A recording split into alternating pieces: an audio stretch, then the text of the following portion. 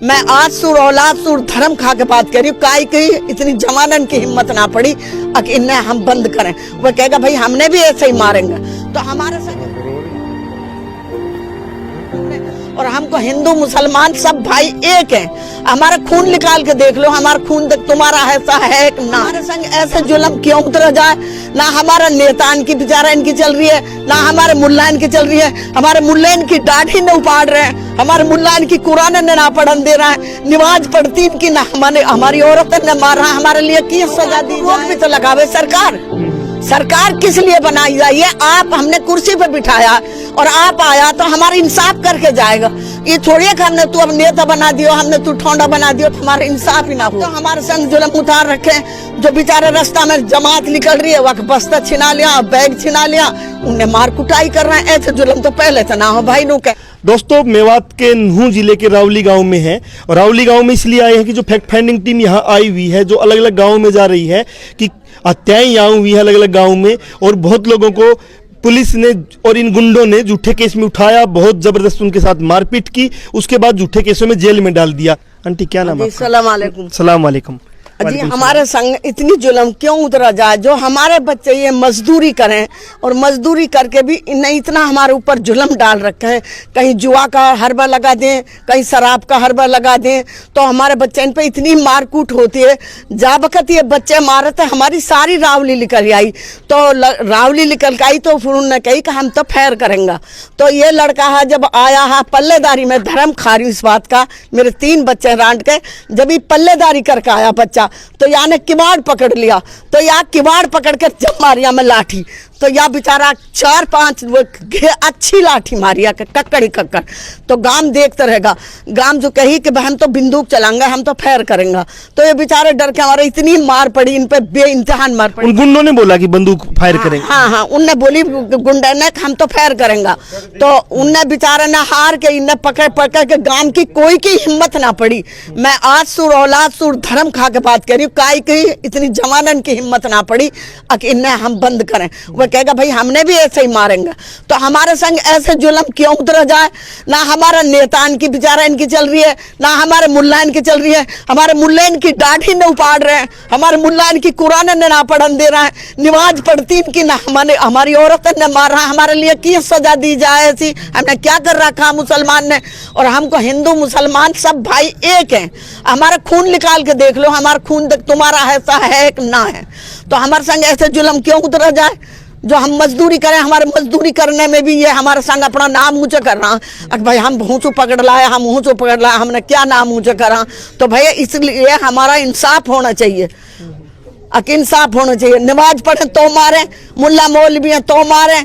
हमारे आंटी मुझे ये बताइए, आप ना आपकी उम्र कितनी हो गई? मेरी उम्र की तो कितनी होगी लाल? 70 साल तो हो गई होगी। हाँ, 70 साल हो गई। 70 साल में आपने ना क्या आज जो चल रहा है कि लगातार लोगों को मारा जा रहा है, गुंडे गांव में आ रहे हैं, क्या पहले भी ऐसा था? आज से 20 साल 30 साल 40 साल पहले ना हो जी ऐसा। पहले इतनी मोहब्बत थी, हिंदू मुसलमान एक जगह खावार एक जगह रहवा।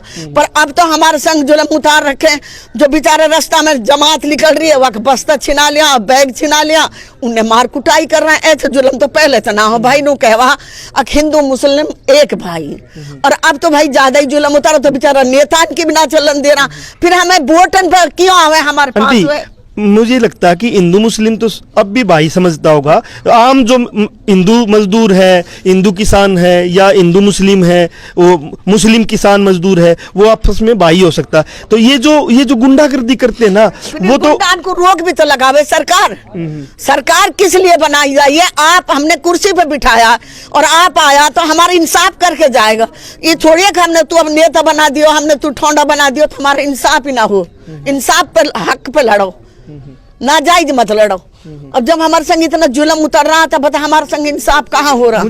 मुझे एक और बताइए कि जो माँ होती है, माँ वो अपने बच्चों के लिए लड़ती है कि बच्चों को कोई मारेगा तो माँ भी लड़ती है। तो आप ना हमारी माँ के उसमें हो, आपकी उम्र इतनी हो गई है, तो आपके भी बच्चे हैं तो आप लड़ रहे हो, तो कैसे लड़ा जाए अपने बच्चों को बचाने के लिए कि रोजाना गुंडे आते हैं, किसी को पकड़ लिया, उसको मार दिया, ये कर दिया, तो ऐसे बच्चे जी अनपढ़ लोग हैं, इनने अभी एक सीढ़ी से दूसरी सीढ़ी ना चढ़े, अब एक बुहारी से सीख सु ना कभी बाखल ना झड़ेगी, अगर वह कैडी बांध देगा तो सारी बाखल का कूड़ा ले आएगी। अब ये अनपढ़ लोग हैं बेचारे, डर का मारा चाहे इनके संग कैसे गद्दारी होगी।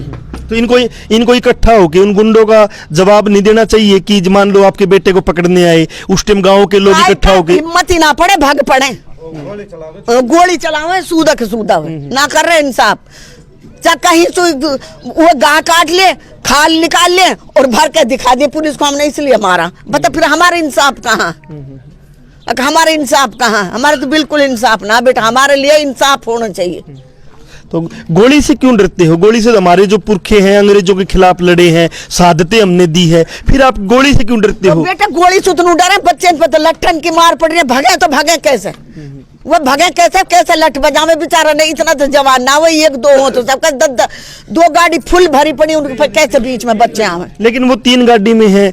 कभी डाकू होता था, गब्बर डाकू की फिल्म आई थी शोले, उसमें कहते थे ना कि गब्बर आया है, और वो गाँव में आता, गाँव के बहुत ज्यादा लोग हैं, लेकिन गाँव वाले जब इकट्ठा होना शुरू हुए तो वो गब्बर फिर गब्बर नहीं रहा, उसको भी गब्बर को भी मार दिया। कुश्ती में कमजोर है तो ये जो गुंडे हैं, ये गुंडे जो आज गब्बर का रोल में आते हैं और पूरा ही लोगों को मार देते हैं, गांव से लोगों को उठा ले जाते हैं और एक गांव के लोगों में डर बैठा हुआ है। इन गुंडों को भी अगर गांव के लोग उसी गब्बर की तरह जवाब देंगे तो शायद अच्छा एक रिजल्ट आ सकता है, क्योंकि पुलिस और सरकार जो अंधी बनी हुई है, लोगों के ऊपर जिस प्रकार से जुल्म गुंडे करते हैं, होना तो ये चाहिए कि किसी के ऊपर कोई केस है उसको पुलिस आए, उसको पकड़ के ले जाए, लेकिन ये गुंडे कौन होते हैं इस प्रकार से किसी के गाँव में जाके तो पकड़ना, गोली चलाना? ये गुंडा भड़मुजान को एक कौन बाढ़ का बता, पास का आपके पास के गांव के भी हैं? गांव के जिन्हें ये पकड़े बहुत ज्यादा जुल्म, और फिरोज पर के ये रिंकू सैनी का फिर एक बार नाम आ रहा है कि रिंकू सैनी, जिसको अभी गिरफ्तार किया है इस हत्या के मामले में जुनैद नासिर के, ये इन मामलों में सब में शामिल रहा है। तो नई अपडेट के साथ फिर हाजिर होंगे, जनमंच के साथ आप बने हुए। अब उन बच्चे ने क्या करा जो वो पहले तो वो मारे हैं, मार कूट के, पहले तो वो मारे हैं और मार कूट के उनके हाथ तोड़ दिया, पैर तोड़ दिया, और जब बेचारा वो जाके और जब उनमें आग लगाई, ऐसे इंसाफ क्यों करा जाए? आप हिंदू हो चाहे मुस्लिम हो, हमारा खून तो ये है ना, जहाँ तुम्हारा दाग लगेगा तो वहाँ दाग लगाओ, जहाँ मट्टी लगेगी वहाँ मट्टी लगाओ, ऐसे जुल्म क्यों उतारा जाए जो घड़े में जिंदे मार कर जब आग लगा रहे हैं? मेरा नाम तो जिस दिन आपके बेटे को आप उठा के ले गए वो गुंडे, तो उस दिन के बारे छाती दे दी, रोनो झीकनो कर लियो, एक बेलदारी करे है, एक अपने वापस जा रहा गाड़ी पे को, मेरा बेटा ने मत ले जा, मार के पटक दिया तो मुँह सुझा दिया, और इन सो पामन सुना चलो जाओ न करो को, ये पोतो मेरे कहाँ है जब को हाँ, पर उन सबको खाले ने उपाड़ दी कर दी, कहाँ उछड़ो ये ऐसो भगो मैं तो कह के हूँ, एक गेटन में को गोली ऐसा चलाए, डर के मारो भगो। तो उन्होंने गोलियां भी चलाई? हाँ गोली चलाई है और पकड़ लिया। ये आज हो गया है, 1 साल होगी या कवा है, 1 साल या छोड़ा का पाँव में होगी, ऐसा भगो है।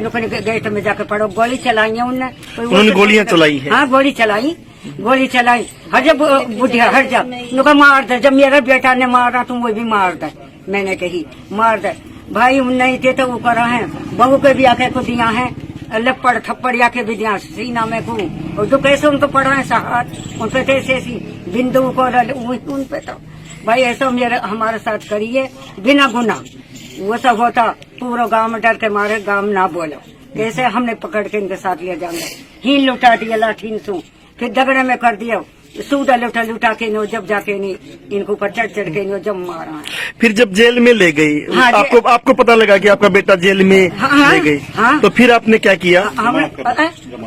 जमानत करवाई हमने, एक महीना से ऊपर थी आयो है, 1 महीना से ऊपर वो आयो। तो कितने रुपए लगे होंगे इसमें जमानत करवाने? रुपया अल्लाह झूठ वाले का कम से 2-3 लाख रुपए लगा, 2-3 लाख रुपए लग गए।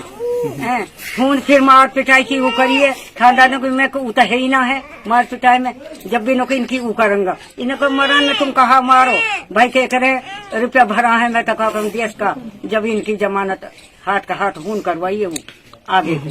तो आप मजदूर हो, मजदूरी करते हो, घर की जमीन है नहीं, हमारे ना है बेटा कूद भी। तो फिर 2-3 लाख रुपए किसी उधारे लेकर आए? उधारी सालान पे सो सारे सो या भैंस या वो भी अच्छी है, वो भी अच्छी है, और अपने इसे विश्व अपनी जान बचाई है।